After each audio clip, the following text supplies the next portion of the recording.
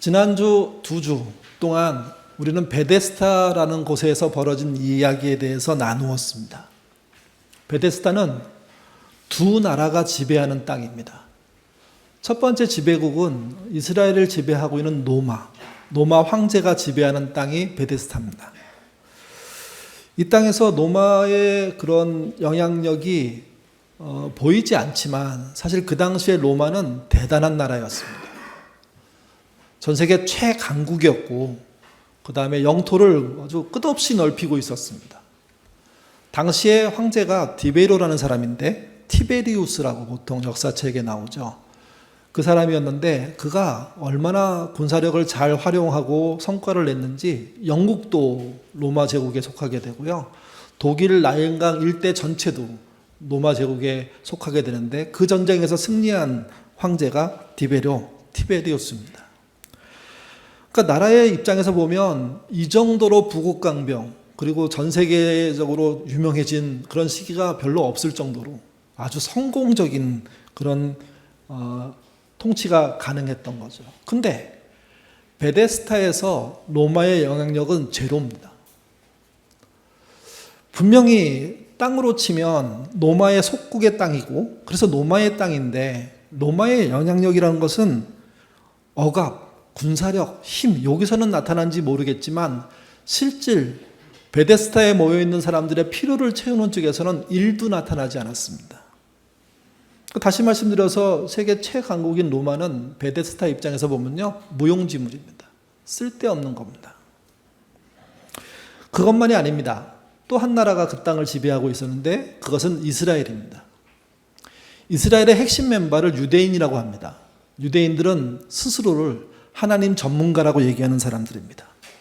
또 성전을 섬기고 있고 그 성전을 통해서 하나님과 직접 대면한다고 생각할 정도로 믿음이 굉장히 좋은 것으로 알려진 사람들입니다. 그리고 그 유대인의 중심에 있는 사람들 중에는 성전 주인 행사하는 사람들이 많았습니다. 근데 성전에서 얼마 떨어지지 않은 베데스다에서는 누구도 그 땅을 쳐다보지도 않았습니다. 오히려 그 땅에 사는 병자들, 장애인들이 예루살렘 성전으로 올라올까 봐 그 베데스다라는 지역을 개발해서 환자들이 모이게 그리고 자연스럽게 차별을 할 수 있게 만드는 땅으로 사용한 거죠. 이게. 그들은 안식일을 지키기 위해서 234개의 조항을 만들어서 철저히 지켰지만 하나님을 사랑하고 이웃을 사랑하라고 할 때 이웃 안에 환자, 장애인, 연약한 자, 이방인은 빼버린 거죠. 자기들만의 필요한 왕국을 만들고 그 위용을 드러냈는데 정작 도움이 필요한 사람에게는 거들떠보지도 않은 겁니다. 베데스다가 로마와 이스라엘의 땅임에도 불구하고 아무도 참여하지 않고 어떤 영향도 행사하지 않았던 이 사실은 매우 중요합니다. 왜 그러냐면 주님은 그런 곳을 찾아가셨습니다. 세상은 힘이 있으면 모두를 돕는 것처럼 얘기합니다. 대통령 선거할 때 우리가 많이 보잖아요. 마치 세상을 100% 바꿀 것처럼 막 연설하고 선동하고 해갖고 되면 그 된 사람들의 대부분의 행태는요. 사실은 실력 부족이고 영향력 부족이고 할 수 있는 일을 안 하고 오히려 더 자기 편에 유리한 일만 하는 것으로 끝나는 경우가 많죠. 로마도 그랬고 유대인도 그랬고 오늘날 정치인도 그렇습니다. 근데 예수님은 아무도 보지 않는 그 땅을 향해서 직접 들어가십니다. 그래서 예수님이 다른 분인 겁니다.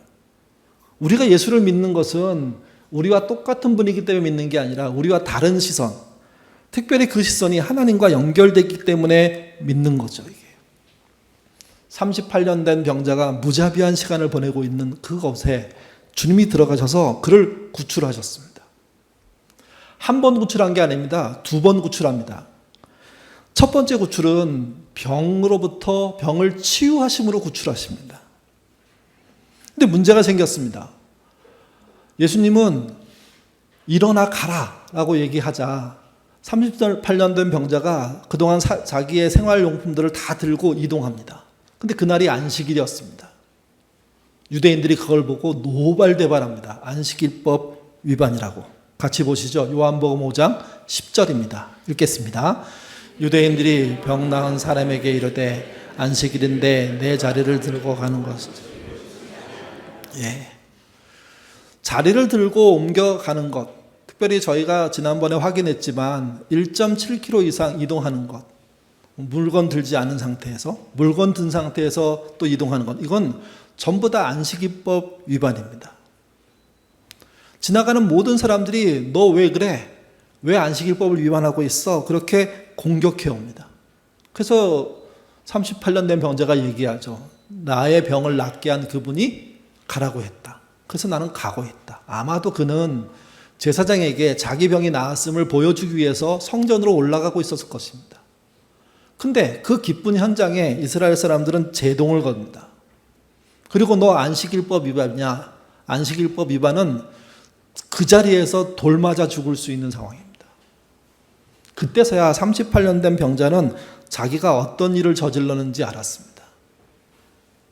사람들이 묻습니다. 누가 너보고 가라고 했어? 근데 그가 누군지 모릅니다. 잠깐 개인적인 그 위기를 모면하고 있는데 예수님이 찾아오시죠. 그리고 자신이 치료한 자임을 알려주시고 그리고 떠납니다. 근데 그때 이 병자는 혹시 안식일법 위반으로 죽을지 모른다는 위험을 느낀 상태였기 때문에 예수님을 고발해 버립니다. 성경은 그때부터 예수님이 박해를 받았다고 얘기합니다. 안식일 날 병을 고친 행동이 박해의 시작인 거죠. 근데 사도 요한은 오늘 본문의 저자인데 오늘 본문에서 그 이유를 좀 더 상세하게 펼쳐서 설명합니다. 자신이 알고 있는 얘기가 아니라 예수님이 하셨던 이야기를 인용해서 설명합니다. 물론 예수님이 하셨던 이야기의 전체를 말하는 것 같지 않습니다. 본인이 알고 있고 기억하고 있고 메모되어 있는 그 이야기들을 나열하기 시작하는 거죠. 그게 오늘 본문입니다. 왜 예수님은 박해를 받았을까요? 첫 번째는 안식일법 위반이기 때문에 그렇습니다. 두 번째는요. 5장 18절이 알려줍니다. 읽겠습니다. 유대인들이 이로 말미암아 더욱 예수를 죽이고자 하니 이는 안식일을 범할 뿐만 아니라 하나님을 자기의 친아버지라 하여 자기를 하나님과 동등.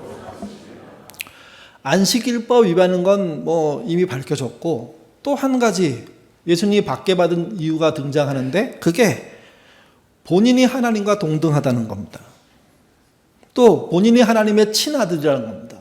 친아들이라는 표현과 동등하다는 표현은 같은 것을 반복해서 강조하는 겁니다.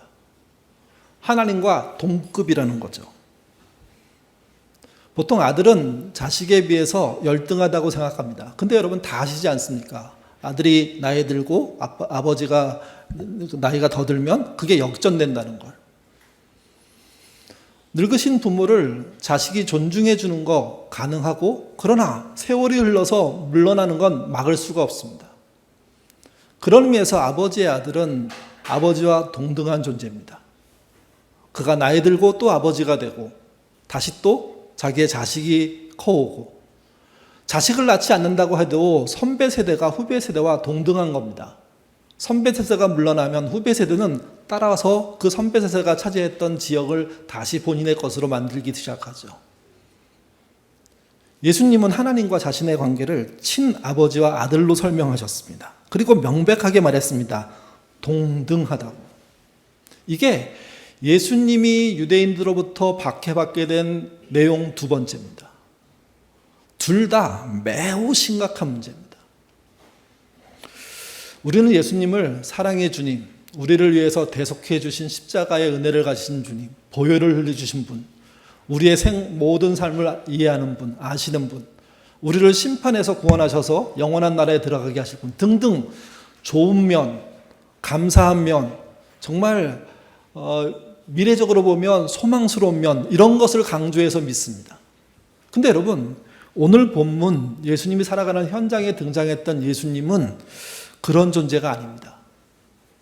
여러분 득보잡이라고 하십니까? 득보잡? 예수님께 쓰기는 참 민망한 말인데 듣도 보도 못한 잡놈이란 뜻입니다. 사람들이 이렇게 뭐 막 하는데 어떤 사람이 갑자기 푹 끼어들면 웬 듣보잡이야? 그 얘기는 끼어드는 것 자체가 불쾌하다는 거예요.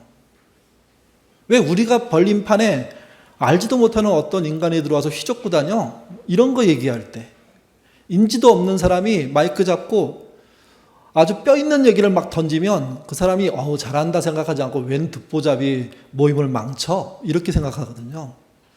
유대인의 입장에서 예수님은 듣보잡입니다. 중앙에 있는 사람 입장에서는 변두리예요. 어떤 사람인 겁니다. 근데 그분이 등장해가지고 하는 행동들은요, 본인이 흉내낼 수가 없는 겁니다. 중앙에 있는 사람들이. 38년 된 병자를 치료하고, 안식일 날 짐을 들고 옮기라고 얘기하고, 또 하나님이 자기의 아버지라고 얘기하고, 동시에 하나님과 자신이 동등하다고 얘기했으니 이만한 듣보잡은 없습니다. 우리는 예수님을 믿을 때 너무 좋은 분으로 믿으니까 예수님이 그 당시에 하신 일들을 미화합니다. 좋게 표현합니다. 사랑, 온유, 인내 이런 식으로만 표현하려고 합니다. 근데 여러분 그런 게 아닙니다. 예수님은 유대인과 정면으로 충돌하셨습니다. 유대인들의 가장 허점을 치고 들어가셔서 그들의 뿌리를 흔들어 버립니다. 그 말의 권위 앞에 유대인들은 쩔쩔맵니다. 이길 방법이 없었던 거죠, 이게.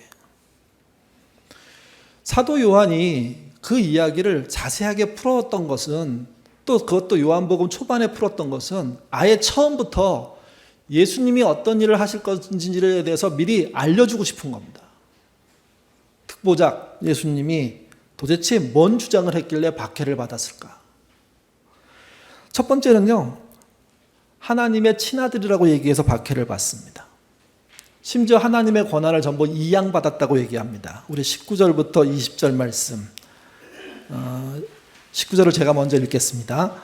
그러므로 예수께서 그들에게 이르시되 내가 진실로 너희에게 이르노니 아들이 아버지께서 하신 일을 보지 않고는 아무것도 스스로 할 수 없나니 아버지께서 행하시는 그것을 아들도 그와 같이 행하느니라. 예. 이게 친아들 된 이야기를 더 풀어서 설명한 겁니다. 자신은 아버지 하나님이 행동한 것을 처음부터 봐왔다는 거죠. 그래서 그 아버지께서 행하신 그대로 행동할 거라는 겁니다. 20절 같이 읽겠습니다. 아버지께서 아들을 사랑하사 자기가 행하신 것을 다 아들에게 보이시고 또 그보다 더 큰 일을 보이사 너희로 놀랍게 아버지가 한 일보다 더 큰 일을 하겠다는 거죠. 시간의 순서로 따지면 아버지가 한 일의 1번은 38년 된 병자를 치료하는 것으로 드러납니다. 그 시대의 국가가, 그 시대의 주류가 전혀 신경 쓰지 않고 열애시켰던 존재를 찾아가신 거죠. 그리고 말합니다. 이보다 더 큰 일을 할 거라고요. 이보다 큰 일이 뭡니까? 21절에서 23절에 나오는데요. 우리 22절까지 같이 읽겠습니다. 아버지께서 죽은 자들을 일으켜 살리심이 같이 아들도 자기가 원하는 자를 살리느니라. 아버지께서 아무도 심판하지 아니하시고 심판을 아들에게 맡기셨으니 죽은 자를 살리는 일은 하나님밖에 할 수 없는데 본인이 그걸 하겠다는 겁니다. 이 얘기는 본인이 그런 능력과 힘들을 아버지로부터 받았다는 겁니다. 22절은 그리고 하나 더 얘기합니다. 심판의 일을 하나님이 아들에게 맡기셨답니다. 뒤에도 나오는데 그걸 심판의 권한이라고 얘기합니다. 왜 이렇게 하시느냐? 23절 보면 제가 읽겠습니다. 이는 모든 사람으로 아버지를 공경하는 것 같이 아들을 공경하게 하려 하심이라. 아들을 공경하지 아니하는 자는 그를 보내신 아버지도 공경하지 아니하느니라. 하나님과의 동등됨을 공경이란 주제로 풀어서 설명해 주고 있는 겁니다. 하나님은 공경받을 수밖에 없는 분이지만 그의 아들에 대해서 너희가 몰랐으니까 이제부터 공경해야 될 분으로 알아야 한다는 거죠. 그리고 그 공경할 분이 너희 눈앞에 등장한 득보자 예수라는 겁니다. 아마 우리가 이런 일을 당하면 미치고 팔짝 뛸 겁니다. 아마 여기서 쫓아낼걸요. 쫓아내지 않고 우리가 뭘 던지지 않으면 다행 아닐까요? 예수님의 현장은 우리가 믿고 있는 믿음의 현장하고는 완전히 다른 목숨 건 현장입니다. 누군가를 구제하기 위해서, 병을 치료하기 위해서, 귀신을 쫓아내기 위해서 그분은 자기의 생명을 걸고 한 거죠. 요한복음은 다른 복음서와 달리, 다른 복음서는 초반에는 숨고 피하고 이런 게 여러 장면들이 나와요. 늦게 알리기 위해서, 때가 되면 알리기 위해서 이렇게 표현되는데, 요한복음은 그 때가 그 책의 초반에 나타나요. 그냥 아예 그분은 그런 마음으로 움직이셨다는 거예요. 결국 그분은 하나님이 하신 더 큰 일을 하게 되는데, 그 큰 일이 무엇이냐? 하나님이 하셨던 일 심판을 받는 것이고, 또 하나 아버지의 공경을 자신도 받게 된다는 거죠.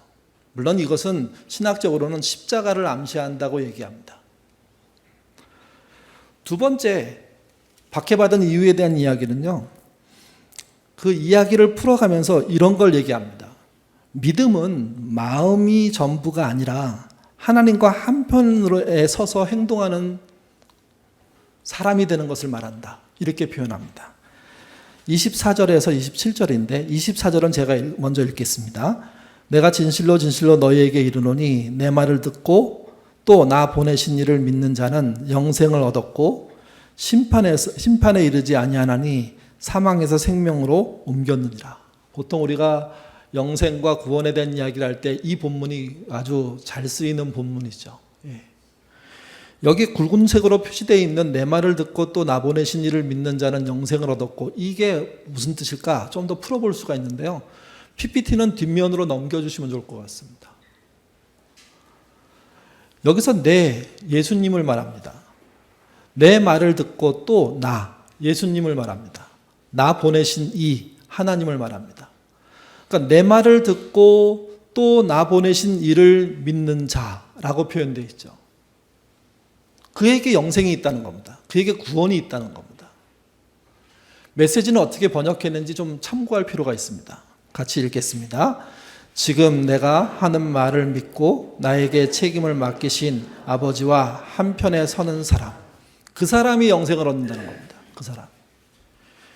이 말의 본 뜻을 여러분 잘 새겨 들으셔야 됩니다. 종교개혁이 굉장히 잘한 일 중에 하나가 믿음으로 구원받는 겁니다. 그거를 우리에게 알려준 겁니다. 성경으로 돌아가서 성경을 읽자고 얘기한 것입니다. 너무 중요합니다. 근데 믿음으로 구원받는다는 이야기가 우리나라에 전달되면서 믿기만 하면 구원받는다로 바뀌었습니다.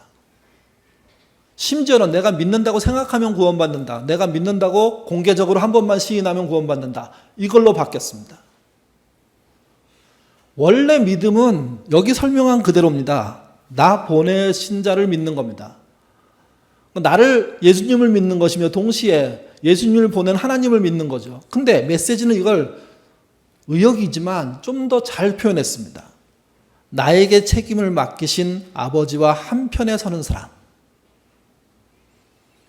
책임이란 하나님이 맡겨준 소명, 선한 일에 대한 내용입니다. 각자가 조금씩 다를 수 있습니다. 그걸 가지고 그 일을 해나가면서, 그게 일상일 수도 있고 직업일 수도 있고 또 관계일 수도 있지 않습니까? 그걸 잘하기 위해서 애쓰면서 누구의 편에 서는 겁니까? 아버지와 한 편에 서는 사람. 한 편에 선다는 게 뭘까요? 오늘날 한국교회의 가장 나쁜 신앙은 하나님이 내 편이란 사고입니다. 여러분, 하나님이 여러분의 편입니까? 여러분의 편인 걸 믿으십니까? 그러면 아멘이 나와야죠. 근데 그 말을 함정입니다. 함정. 우리가 하나님 편이야죠. 지난번에 말씀드린 것처럼. 내가 하나님 편이야죠. 내가. 하나님이 내 편이 된다는 것은 내 뜻에 의해서 하나님을 써먹겠다는 사고거든요. 이게. 어려움 당한 사람, 병에 든 사람들이 가장 크게 어려움 당하는 게 뭐냐면 하나님이 내 편 같지가 않아요. 즉각 응답해서 문제가 확 풀리면서 병이 낫고 벌떡 일어나서 저 하나님의 은혜로 나았어요, 이렇게 말하고 싶은데 안 돼요. 왜? 그분이 내 편 되도록 지금 기도하고 있는데 그분이 반응하지 않으니까. 근데 그것은 우리가 잘못하는 거예요. 내가 그분 편이 돼야 돼요. 메시지가 분명히 말하잖아요. 내게 있는 책임을 맡긴 아버지의 편에 서는 사람. 편에 선다는 이야기는요, 심정적인 편에 선다는 의미가 있긴 하지만 아니요, 행동으로 편에 서는 걸 말하는 겁니다. 행동으로 편에 서는 사람. 어떤 사람이 너무 억울한 일을 당했는데 아무도 들어주지 않으니까 국회의사당 앞에 가고 표지 하나 써가지고 억울하면 이렇게 들고 좀 도와달라고 하니까 지나가는 사람이 이렇게 본 다음에 저 정도면 진짜 억울하겠다 가서 옆에 가서 서드렸대요. 근데 그게 집시법 위반이에요. 2명 있으면 안 되거든요. 그래서 그분이 옆에 쓰면 안 되시고요, 좀만 떨어져서 주세요. 자기도 종이 한 장 써가지고 이렇게 들고서. 그게 한 편이에요. 그게 지나가면서 동의하는 사람, 아이고 안 됐다, 아유 저게 뭐야, 도대체 국회의원들은 뭐해, 저놈들한테는 세비 안 줘야 돼, 이런 얘기하는 거 편 드는 거죠. 근데 진짜 편은 쓰는 거예요. 함께 그거를 이야기하는 거예요. 그런 억울함에 같이 있는 거예요. 이태원에서 그렇게 많은 아이들이 죽었어요. 젊은 사람들이 죽었어요. 나이 든 사람이 죽었어요. 여러분, 세월호하고 너무 다르지 않습니까? 아무도 거기를 지금 안 보고 있어요.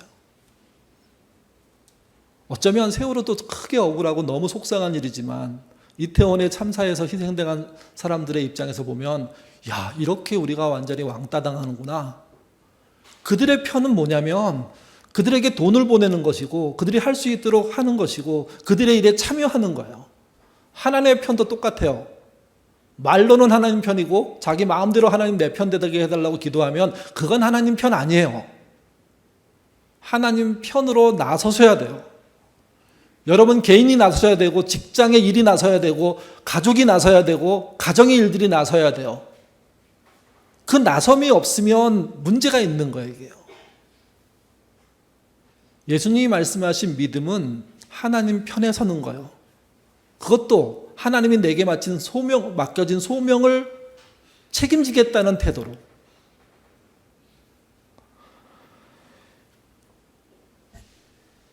(25절부터) 26절, 27절 다시 앞으로 돌아가서 성경 본문을 보여주십시오.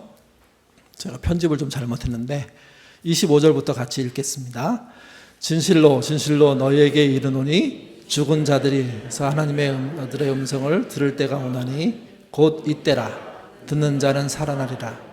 아버지께서 자기 속에 생명이 있음같이 아들에게도 생명을 주어 그 속에 있게 하셨고 또 인자됨으로 말미암아 심판의 오늘. 하나님의 편이 되는 자들의 이야기를 하시고 난 다음에 본인이 뭘 이양받았냐면 심판의 권한을 이양받았다고 얘기합니다. 이렇게 말한 선지자는 없습니다. 요즘 우리나라 땅에 가끔 생명책에 있는 명단을 자기가 지울 수 있다고 막 헛소리하는 사람이 있는데 그 사람은 그냥 헛소리 하는 겁니다. 일종의 미친 거죠. 근데 예수님은 하나님의 아들로서 그분을 친히 받고 그분과 동독된 존재로서 이 땅에 사람으로 오셔서 그 사람으로 오셔서 하나님의 편된 모습을 지금 드러내고 있는 겁니다. 그리고 말씀하십니다. 심판의 권한이 나한테 이양됐다고.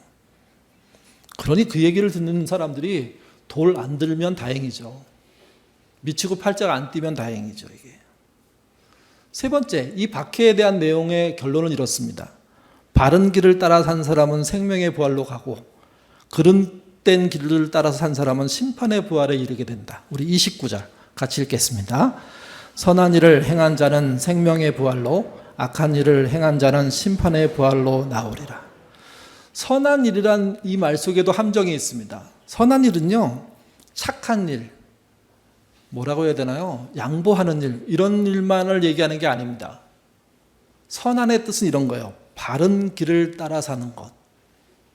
그게 선행이고 선함이고 선한 행실입니다.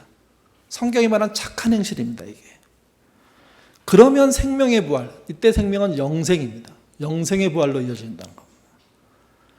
악한 일을 행하는 자는 사실은 어떤 사람은 그릇된 길로 가는 사람을 말합니다. 선한 길들이 주에 의해서 제시됐음에도 불구하고 그릇된 길로 고집스럽게 가는 거죠. 그 사람에게는 뭐가 기다리고 있습니까? 심판의 부활. 그도 부활합니다. 근데 심판받습니다. 가끔 이렇게 생각하세요. 심판받고 통과하면 되지. 아니요, 통과하지 못한다는 얘기입니다. 통과하면 영생이라는 겁니다. 둘 다 영원한 생명을 사는 거지만 한쪽은, 또 다른 쪽은 완전히 다른 길을 가는다는 이야기를 하는 거죠. 요약하면 이렇습니다. 예수님은요, 박해를 받았는데 첫 번째는 안식일법 위반으로 박해를 받은 것이고, 두 번째는 스스로 자신을 하나님의 친아들이라고 동등됐다고 얘기했기 때문에 박해를 받았습니다. 또 하나는 믿음의 요구를 달리하셨습니다. 마음으로 믿고 아무렇게나 살고가 아니라 마음으로 믿는 게 전부가 아니라 하나님 편에 서서 행동하는 것이 믿음이라고 얘기하셨습니다. 세 번째가 바른 길을 따라 산 사람은 부활로, 그릇된 길로 따라 산 사람은 심판으로 결말이 날 거라고 말씀하셨습니다. 그래서 박해받으신 겁니다. 그래서 예수님이 하신 말씀의 가장 큰 특징을 표현할 때 이렇게 표현합니다. 하나님에 대한 직접성. 말이 좀 어렵죠. 그냥 직관했다는 겁니다. 같이 있었다는 뜻입니다. 이게. 그러니까 하나님이 존재하시고 그걸 직접 본 사람이 존재했는데 그게 2000년 전에 예수님이라는 거예요. 존재한 직관한 시점은 짧다는 게 아닙니다. 하나님이 존재한 그 시점부터 계속해서 그 2000년이 될 때 예수님이 등장할 때까지 이미 직관해 오신 거죠. 이게. 직관한 사람의 가장 큰 특징이 뭔지 아십니까? 간결하고 명확하고 표현이 확실합니다. 아이를 낳아본 분들은 특별한 주제를 주지 않아도 아이 낳는 이야기를 시작하면 그 현장감이 바로 몇십 년이 됐어도 이쪽으로 갖고 올 수 있습니다. 본인이 직접 한 일이기 때문에. 일사후퇴 때 원산에서 나오신 분 이야기 들어보면요, 생생합니다. 그 배에 내가 타고 있는 것 같아요. 막 멀미하는 장면, 대소변 처리하는 장면, 그러면서도 며칠을 견디는 장면, 추워서 벌벌 얘기하는데 이렇게 그런 거 있지 않습니까? 너무 그 현장을 얘기해주면 나도 그 온도를 느낀다고요. 예수님의 가장 큰 능력이 그건 거예요. 병을 고치고 이런 거는 두 번째고요. 하나님에 대한 직관자로서, 아니 함께한 분으로서, 동등된 분으로서 하는 이야기입니다. 그 이야기는 똑같은 이야기를 하는 것임에도 불구하고 훨씬 권위가 있습니다. 훨씬 다이나믹합니다. 많은 사람들이 그래서 예수님의 이야기를 듣고 회당에서 얘기를 듣고 그렇게 말했잖아요. 다른 선생님이 말하는 건 완전히 차원이 달라. 엄청난 새로운 얘기를 하신 게 아니에요. 과거의 성경을 읽고 설명해 주신 거죠. 그 내용이 좀 다를 수는 있지만 그 내용의 핵심이 직관이기 때문에 그 직관의 능력으로 보여주는 말씀은 듣는 사람들이 깜짝깜짝 놀랄 정도예요. 임어당이라고 아십니까? 우리나라로 번역하면 임어당이라고 부르는데 원래 리위탕이라는 사람입니다. 우리의 신앙하고는 조금 달라서 우리는 약간 좀 다르게 생각하고 있는데 그분이 우리로 치면 30년 동안 익명의 그리스도인 가나안 성도에 있었던 사람입니다. 그러니까 나중에 주님께 돌아옵니다. 그러면서 자신이 느꼈던 주님에 대한 이야기 여러 가지를 많이 남겼는데 그 얘기 속에 한 얘기가 이런 게 있습니다. 같이 읽어보죠. 읽겠습니다. 다른 사람들이 추리하는 것을 예수는 가르쳤고 다른 사람들이 가르친 것을 예수는 명령하셨다. 예. 그는 그렇게 말해요. 공자, 장자, 도자, 추리다. 많은 생각과 공부와 학식을 더해서 이야기를 만들어가는 거다. 그 이야기가 주옥 같은데 그것은 그 사람의 실력이기도 하고 노력이기도 하고 좋은 결과이기도 하다. 근데 그것은 추리다. 예수님은 다르다. 예수님은 본인이 본 직접성을 가지고 가르치고 계시는 거다. 또 한 가지, 사람들은 자기가 추리한 것을 가르치려고 한다. 근데 실제 그분의 가르침을 보면 명령이다. 단 한 개도 놓칠 수가 없는 명령이고 그 명령에 순종하는 자에게 영생이 있다고 얘기합니다. 하나님에 대한 직접성은 예수님만 나타나는 특징입니다. 근데 더 놀라운 게 하나 더 있습니다. 예수를 믿는 사람들 중에 예수님이 가졌던 직접성을 이어받는 사람들이 있습니다. 그래서 목숨까지 바치는 사람들이 등장하죠. 목숨을 바칠 정도면 웬만큼 이어지지 않아서는 문제가 해결되지 않습니다. 상당히 많은 부분에 직접성이 드러나야 됩니다. 자신도 직접 보지 못했지만 예수님의 말씀을 통해서 직접성을 가질 정도로 몰입하고 들어가는, 알고 믿는 그런 일들이 벌어지는 거죠. 키에르케로코르가 한 말입니다. 마지막으로 같이 읽겠습니다. 시대가 필요한 것은 천재가 아니다. 그들은 항상 넘쳐났다. 시대가 진정으로 필요로 하는 것은 순교자다. 즉 사람들도 하여금 하나님께 복종하도록 가르치기 위해 그 자신이 먼저 하나님께 죽기까지 복종할 수 있는 사람들이다. 왜 죽을 수 있냐? 직접성을 가지고 있기 때문에 그렇다는 겁니다. 우리가 신앙의 직접성을 가지려면 두 가지가 필요하다고 생각합니다. 하나는 그분의 말씀을 읽음으로 그 현장으로 들어가야 됩니다. 또 하나는 그분의 편이 되어서 그분 옆에 서셔야 됩니다. 마음으로 믿는 것 귀합니다. 입으로 시인하는 것 중요합니다. 근데 놓치지 마십시오. 그분의 편으로 사셔야 됩니다. 그분의 편은 예루살렘 성전을 바라보는 게 아니라 베데스다를 바라보는 거였습니다. 베데스다의 앞쪽을 바라보는 게 아니라 뒤쪽을 바라보는 거였습니다. 베데스다에서 나왔던 38년 병자가 배신했을 때, 고발했을 때 자기도 맞고소하고 전쟁을 치러서 승리하려고 하지 않고 본인은 그를 빠져나가게 하고 다른 이슈로 더 중요한 얘기를 펼쳤던 겁니다. 그래서 등장한 게 박해입니다. 38년 된 병자를 피하게 하기 위해서 일어난 박해라면 우리가 어떤 박해를 받아야 할지를 보여주는 겁니다. 하나님의 편 되신 자리에 서신다면 그 박해는 찾아올 수밖에 없습니다. 박해가 없다면 우리는 그의 편에 서 있지 않은 겁니다. 하나님의 친아들이신 예수님이 하나님을 직관하고 본 그 이야기를 이 땅의 듣보자처럼 드러내셨습니다. 세상은 열광도 했지만 아니 돌 던져 십자가에 못 박혀 죽이려고 했습니다. 왜?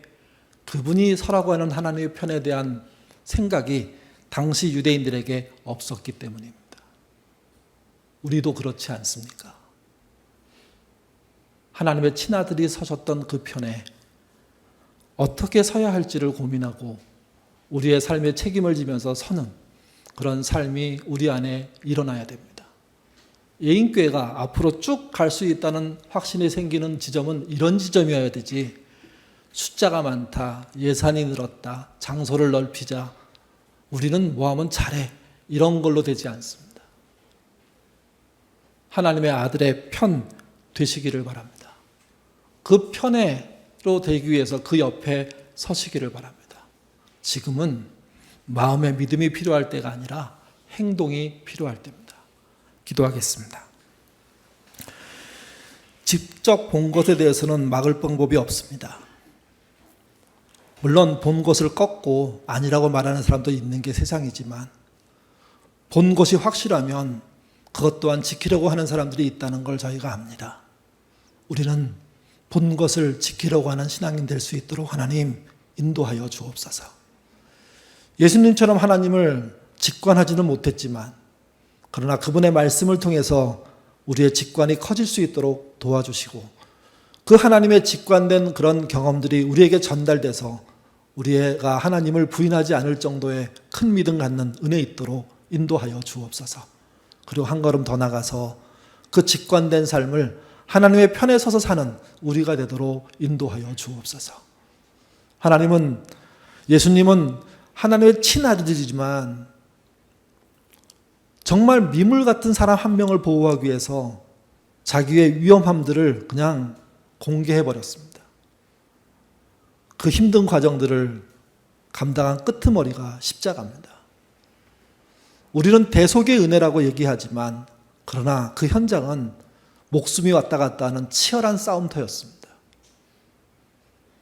하나님의 곁에 서기 위해서 애쓰셨던 주님처럼 우리도 그 주님의 곁에 서기 위해서 애쓰는 신자 되도록 도와주시고, 성전보다 38년 된 병자가 눈에 들어오는, 그래서 성전으로 향하는 그 발걸음이 그들로 향해서 갈 줄 아는 그런 믿음의 사람들 되도록 도와주시옵소서. 예인교회가 어떤 교회로 가야 할지 네트워크 교회도 얘기하고 아둘람도 얘기하고 또 하고 있는 좋은 일들, 민주적인 제도를 얘기하고 있습니다. 근데 우리가 하나님 편이 되지 못하는 상태에서 제도를 만들고 방법을 만든다는 것은 결국 우리가 죽기 위한 수밖에 되지 않음을 알게 도와주옵소서. 어떤 일보다 하나님의 편으로 사는 우리가 되도록 도와주시옵소서. 그럴 때 우리를 향해서 하나님의 아들들이라 불러주는 은혜가 있을 것입니다. 그 은혜 기대하며 하나님의 편으로 사는 예인가족 되도록 도와주시옵소서. 감사하며 예수님 이름으로 기도드립니다. 아멘.